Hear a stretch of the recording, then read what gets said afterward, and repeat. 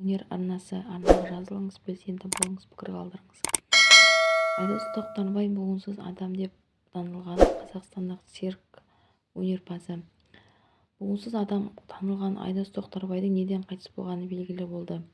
Ол өмірінің соңғы сәттерінде видео жазып үлгерген. Айдос Тоқтарбай ауырып отырған әрі қан түкіріп отырғанын айтқан. Ол қылышын ішкі ағзасына зақым тигенін айтқан. Қазақстанның танымал цирк әртісі және акробат. Ол ерекше шеберлігімен және дарындылығымен танымал болған цирк орындаушыларының бірі.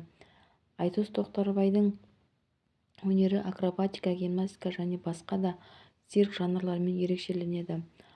Ол Қазақстандағы және шетелдегі көптеген цирк қойылымдарына қатысып, жоғары деңгейдегі орындаушылық қабілетімен көзге түсті. Айдос өзінің кәсіби мансабында цирк өнерінің дамуына үлес қосып, көптеген марапаттарға ие болды. Айдос Тоқтарбай Қазақстанда буынсыз адам атымен танылған белгілі цирк өнерпазы болды. Ол Шығыс Қазақстан облысы Үржар ауданында дүниеге келген. Алматыдағы эстрада және цирк колледжін тәмамдаған. Айдос Тоқтарбай түрлі қауіпті трюктерді орындап, көрермендерді таң қалдыратын.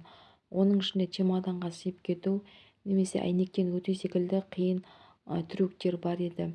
Өкінішке қарай кейінгі жылдары Айдос бел және аяқ жарақатына байланысты өнерден уақытша шеттетілген болатын. Өнерпаз пандемия кезінде мал бағып, кейін қайтадан циркке оралған. Ол Өзбекстан мен Қытайда да өнер көрсеткен.